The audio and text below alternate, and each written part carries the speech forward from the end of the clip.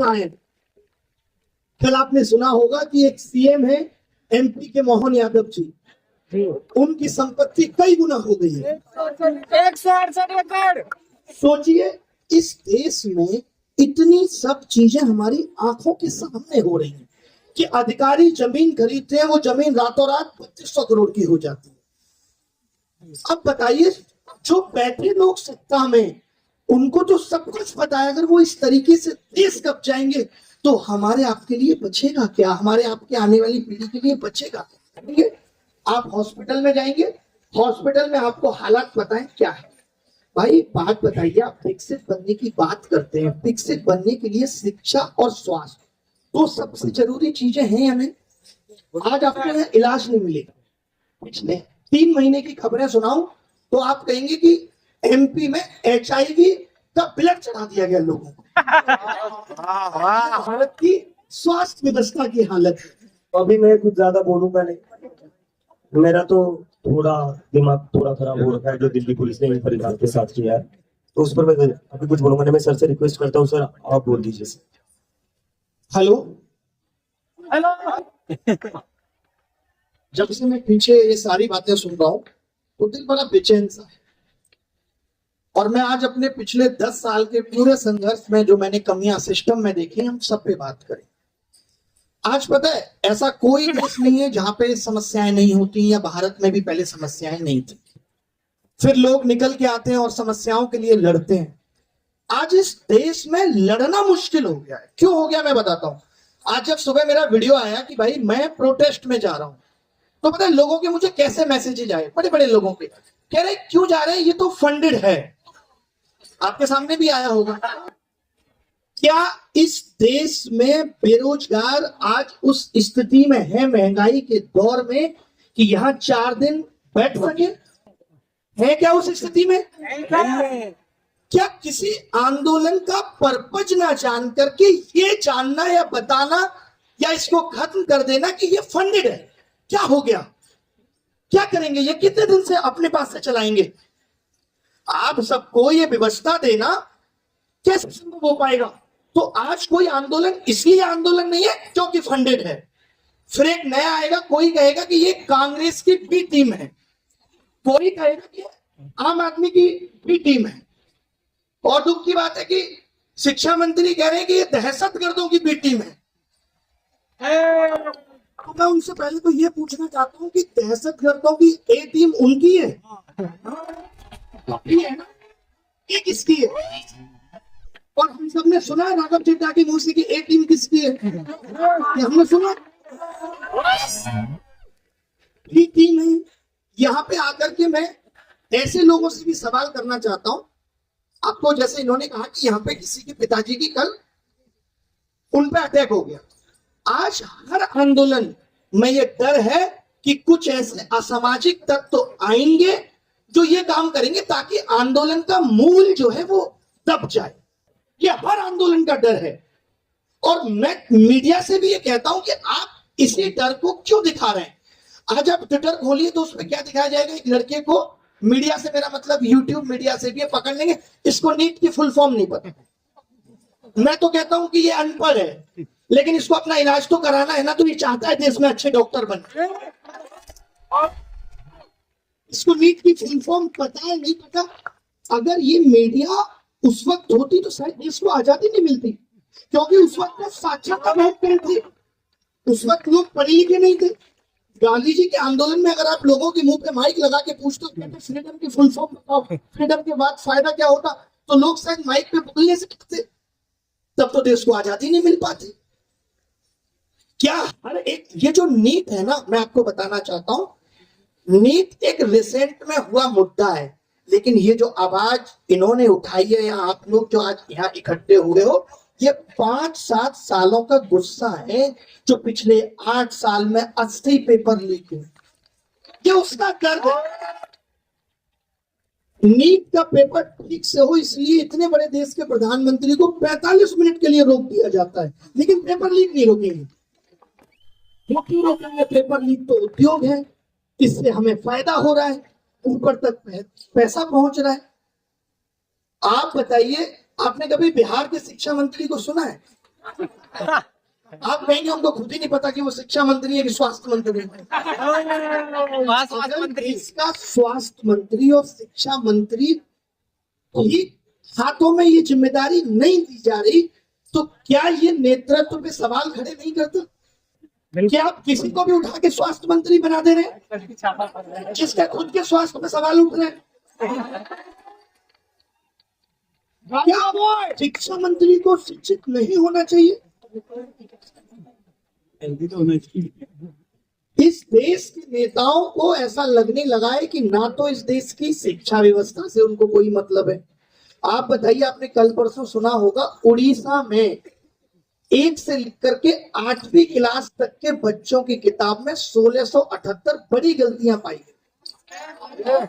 यार, इन लोगों ने बेसिक शिक्षा जो होती थी 1 से प्राइमरी स्कूल की, जिसमें हम भी पढ़ के निकले हैं, उसके तमाम हजारों स्कूल बंद कर दिए कि बच्चे नहीं आते।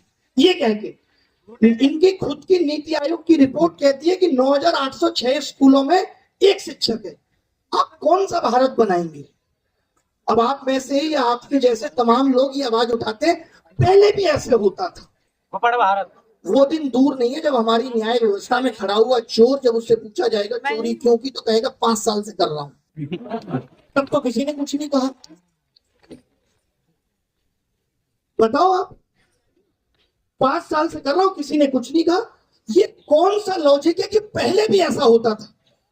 अगर पहले भी ऐसा होता था, 70 सालों में देश को लूटा गया था, मैंने सब कुछ मान लिया, उसी दर्द को तो खत्म करने के लिए हमने आपको चुना था कि आप आओगे और हमारे इन दर्दों को खत्म कर दोगे। क्योंकि विपक्ष में बैठ के आपने इतनी खूबसूरत बातें की, महंगाई पे आप बोलते थे, पेपर लीक को उद्योग आप बताते थे, और आज जब आपके हाथ में सब कुछ सही करना है तो आप मूक बने बैठे हैं। उस 45 मिनट में जब प्रधानमंत्री जी खाली थे, तब तो बच्चों का दर्द बयां करते थे। हमने तो कभी मन की बात में युवाओं की बात नहीं सुनी, हमने तो कभी परीक्षा की चर्चा में असली मुद्दों की बात नहीं सुनी। किसको पड़ी है यहाँ कि ये पसीने में लथपथ होकर के आप या हम यहाँ आके चीख रहे? किसको पड़ी है? अगर कुछ सब कुछ ठीक है तो हम यहाँ क्यों आते हैं?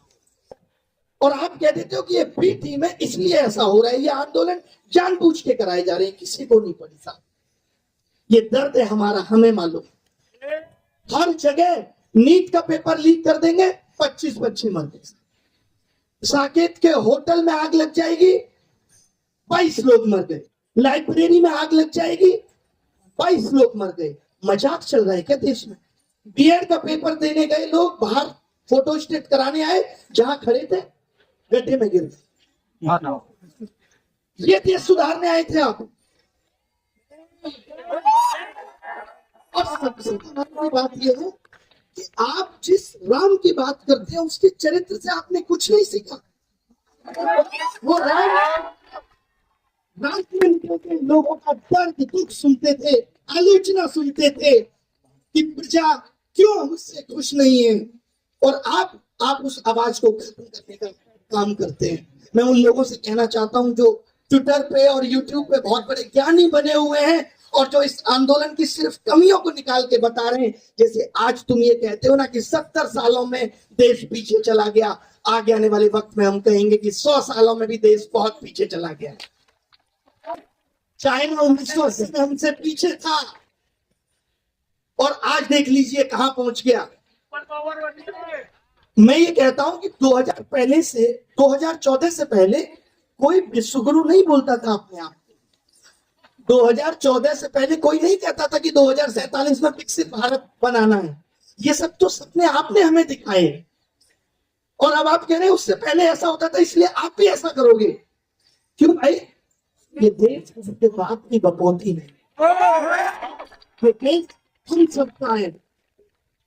कल आपने सुना होगा कि एक सीएम है एमपी के मोहन यादव जी, उनकी संपत्ति कई गुना हो गई है। 168 एकड़।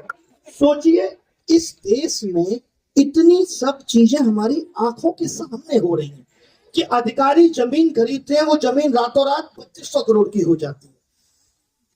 अब बताइए, जो बैठे लोग सत्ता में, उनको तो सब कुछ पता है। अगर वो इस तरीके से देश कब जाएंगे तो हमारे आपके लिए बचेगा क्या? हमारे आपके आने वाली पीढ़ी के लिए बचेगा? यहाँ तो अमीर और अमीर होता जा रहा है। सब कुछ दो आदमी ले लेंगे, अडानी और अंबानी, हमारे आपके लिए कुछ नहीं बचेगा। और उसके बाद अगर आप आवाज उठाएंगे, अगर आवाज उठाएंगे तो आपकी आवाज को दबाने के लिए डिफेमेशन किए जाएंगे। पिछले एक हफ्ते में मेरे ऊपर 2 डिफेमेशन केस हुए। मैंने खाली इतना बताया था कि फ्रोजन फूड का दौर चल रहा है, आपको 3-3, 4-4 महीने पुराना खाना खिलाया जा रहा है रेस्टोरेंट से, और वो खाना खा करके आप बीमार पड़ेंगे, आप हॉस्पिटल में जाएंगे, हॉस्पिटल में आपको हालात बताएं क्या है। भाई बात बताइए, आप विकसित बनने की बात करते हैं, विकसित बनने के लिए शिक्षा और स्वास्थ्य तो सबसे जरूरी चीजें हैं या नहीं? आज आपको यहाँ इलाज नहीं मिलेगा। पिछले 3 महीने की खबरें सुनाऊं तो आप कहेंगे कि एमपी में HIV का ब्लड चढ़ा दिया गया लोगों को। भारत की स्वास्थ्य व्यवस्था की हालत है। अभी कुछ दिन पहले 5 गर्भवती महिलाएं मर गई इंजेक्शन में पानी डाल के चढ़ा दिया। सोचिए अभी ये खबरें कम है, जब ये नीट पेपर लीक से डॉक्टर पहुंचेंगे ना, नीट पेपर लीक से, तो आप ऐसी कि फला डॉक्टर ने एक किडनी निकाल ली, फला ने दोनों निकाल ली। तो ये हम जो देख पा रहे हैं, मैं आया भी इसीलिए हूँ, ये बताने की जिस पेपर लीक को हम बहुत छोटा समझ रहे हैं कि क्या कहा जाएगा, नीट में 22-23 लाख लोगों के साथ गलत हुआ, लेकिन इस सिस्टम से अगर नकली डॉक्टर पैदा होंगे, इस सिस्टम से नकली इंजीनियर, क्या खबरें हमारे आपके सामने आ रही है लगातार कि पुल गिर गया तो किसी नकली इंजीनियर नहीं बनाया होगा, कभी गिर गया। अब नकली पुलिस आएंगी क्योंकि SSC के एग्जाम में धड़ल्ले से चीटिंग हो रही है, तो नकली पुलिस भी आएंगी। क्या ये नेशनल सिक्योरिटी पे खतरा नहीं है? आज इन्होंने कहा कि इतनी बड़ी भीड़ में पुलिस ठीक से व्यवस्था नहीं कर पा रही, क्यों? क्योंकि हमने पुलिस व्यवस्था को कमजोर बनाया, हमने ध्यान नहीं रखा अपने देश की पुलिस का। ये किसकी जिम्मेदारी थी? ध्यान रखना, किसकी जिम्मेदारी थी कि यहाँ पे इतने लोगों के बीच में बड़ा पुलिस फोर्स हो और वो सब आपका ध्यान रखे? ये किसकी जिम्मेदारी थी? ये इस देश की सरकार की जिम्मेदारी थी। लेकिन सरकार किस पे चली गई? आउटसोर्सिंग पे। 4 साल के लिए आपको आर्मी में सेवा देने का मौका मिलेगा। अग्निवीर आपने सुना हो, आपको रोजगार मेले का सच पता है क्या है? रोजगार मेले में रिपीटेडली सेम लोगों को, ऐसे में तमाम प्रूफ अभी आकर के यूट्यूब पे दिखाऊंगा, अभी सेम लोगों को जिसको पिछले साल मिला था, वो जो पत्र देते हैं प्रधानमंत्री जी, सेम आदमी को इस साल भी मिला है। आपको बाहर से क्या दिखता है? रोजगार मेले में इतने लोगों को तो रोजगार दिया जा रहा है। यहाँ कॉन्ट्रैक्ट बेस पे नौकरी चल रही है, और वो कॉन्ट्रैक्ट कौन उठाएगा? गुजरात के लोग। वो कॉन्ट्रैक्ट उठाएंगे, उनको सरकार से 25,000 मिलेगा, और वो आप तक कितना पहुंचेगा? 15,000। उस केस में क्या होता है, आपने देखा होगा कितने लेबर आंदोलन हुआ नोएडा में। क्यों हुआ था? कि ठेकेदार बीच में कमीशन बहुत खा रहा है। और मुझे मोदी जी की 2014 की बात याद आती है, वो कहते थे कट कमीशन, करप्शन से देश घिरा हुआ है, हम इसे मिटा देंगे। भाइयों बहनों से ज्यादा कहते थे मित्रों। और उनके मित्रों में वो इमोशन था कि उस मित्रों से हम समझ गए। और आज जब ये दुख और बेचैनी अंदर है, तब याद आता है कि दुश्मन ना करे दोस्त ने वो काम। ये जो पेपर लीक चल रहा है, ये पेपर लीक एक बड़ा शब्द है, लेकिन पेपर लीक, जो लोग यहाँ पे काफी बुजुर्ग भी आए हैं जिनको पता ही नहीं होगा, सिर्फ देखने आए, मैं उनको बताना चाहता हूँ कि ये पेपर लीक उद्योग है क्या। आप मुझे एक बात बताइए, एक परीक्षा में आपको 100 प्रश्न पूछने और आपको पूरा 1 साल मिलता है, क्या आप वो 100 प्रश्न सही नहीं बना सकते? बना सकते हैं। आप जानबूझ के एक पेपर में 100 में से 20, 25, 30 तक सवाल गलत पूछते हैं, और आप कहते हैं कि हर गलत सवाल पे जो बच्चा पेपर देगा उसको एक सवाल पे 100 रुपए देना। आप सोचिए, ये एक बच्चे से 3-3 हजार रुपए वसूल रहे हैं। इन्होंने इस एग्जाम सिस्टम को धंधा बना दिया। यहाँ पे जो हमारे पुलिस मित्र या CISF या PISF वाले जो लोग सेलेक्ट होके आए हैं, उनको मालूम होगा कि कितना दर्द झेल के उनको ये वर्दी मिली। जबकि वो बहुत अच्छे थे पढ़ाई में, लेकिन हर बार मत करना, ठीक है? सिस्टम की खामियों के चलते नहीं पहुंच पा रहे थे। इस देश का युवा इस देश की सेवा करना चाहता है, लेकिन आप अगर उसे मौका नहीं देंगे, मौका किसको मिल रहा है? इसके अपने लोगों को मौका मिल रहा है। 15,000 वैकेंसी में पता ही नहीं चलता कि कौन 15,000 लोग सेलेक्ट हुए। हमने कभी सोचिए, मैं जब यहाँ स्टेज पे आ रहा था, मुझे बोला गया कि पहली लाइन यहां से शुरू करिएगा कि मैं किसी राजनीतिक दल के खिलाफ नहीं हूं। क्यों कहना पड़ रहा है, मैं पूछना चाहता हूं। क्योंकि आप कह देंगे ये राजनीति हो रही है यहाँ पे।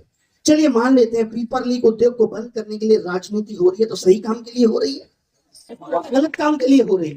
सही काम है सर। आज अस्पतालों की हालत ये है, आप में से कितने लोग इस बात को रिलेट करेंगे कि जब आपके घर में कोई बड़ी समस्या आ जाए तो फाइनल ये कह दिया जाता है कि अब इसको दिल्ली रेफर करो, एम्स कह दिया जाता है ना? Yes sir. क्या हम आजादी के 75 साल बाद, जिसको अमृत काल कहा जा रहा है, उसमें एक हॉस्पिटल ही बना पाए ऐसा कि अब एम्स दिल्ली चले जाइए?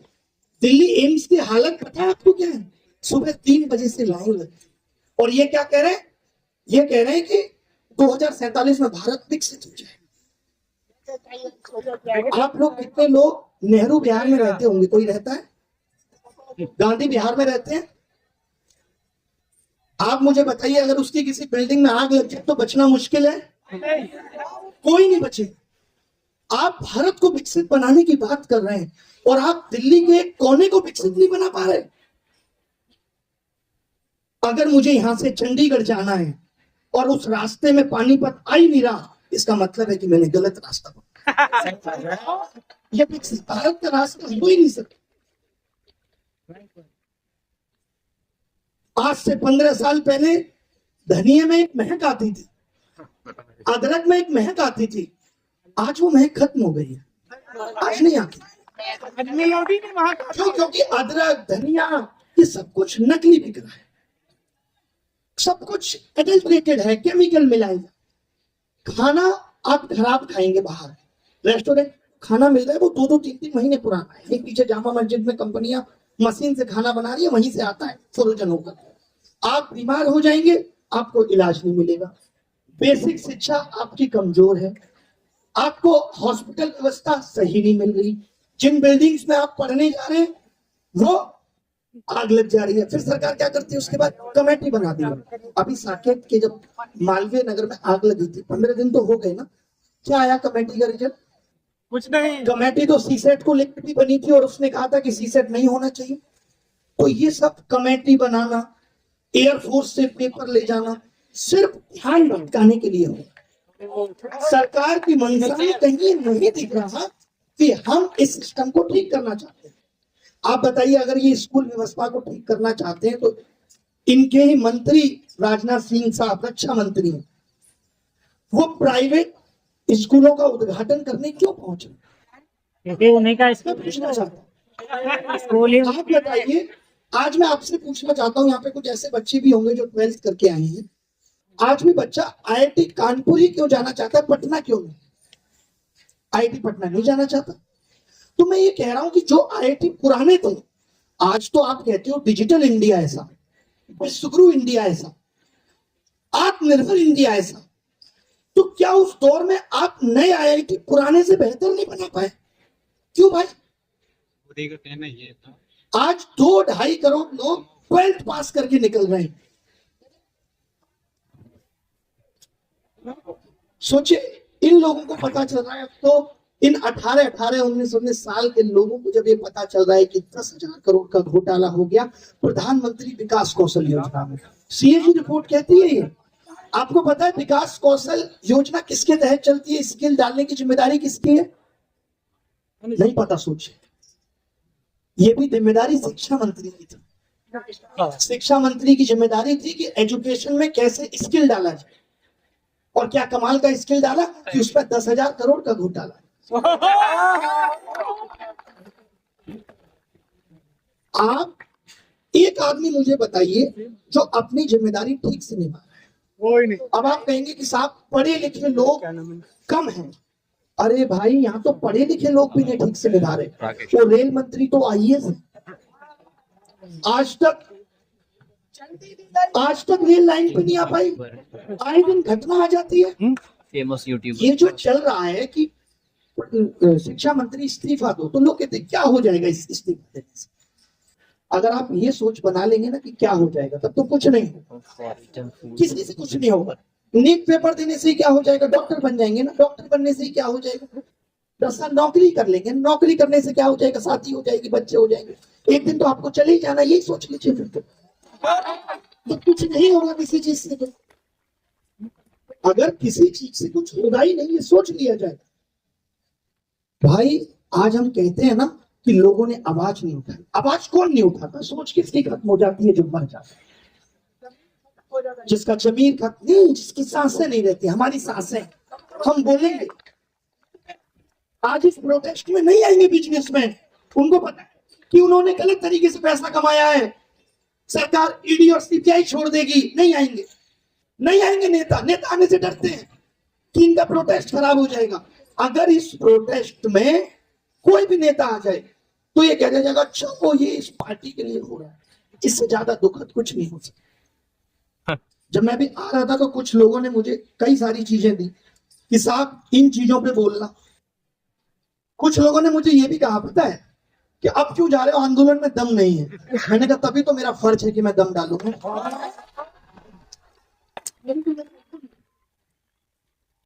कि अगर युवाओं की बात हो रही है, अगर मुद्दों की बात हो रही है, अगर उन चीजों की बात हो रही है जो देश का भविष्य है, जिससे भारत एक विकसित नेशन बने, राष्ट्र का निर्माण हो।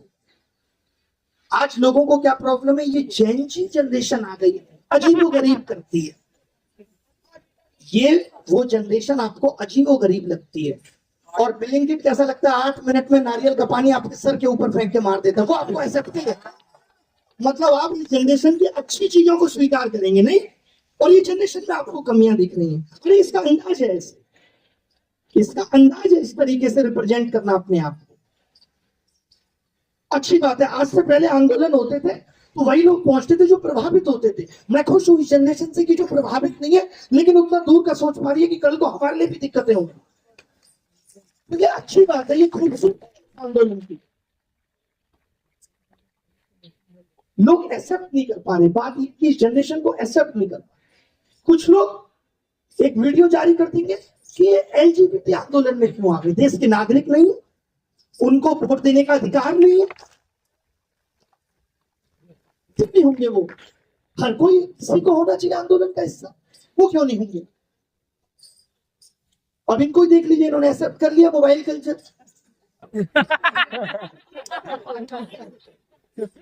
पानी, थोड़ा पानी वानी पी लेंगे, थोड़ा भी बोलेंगे, 10-15 मिनट पास आराम से, क्योंकि बहुत चीजों पे बात करनी।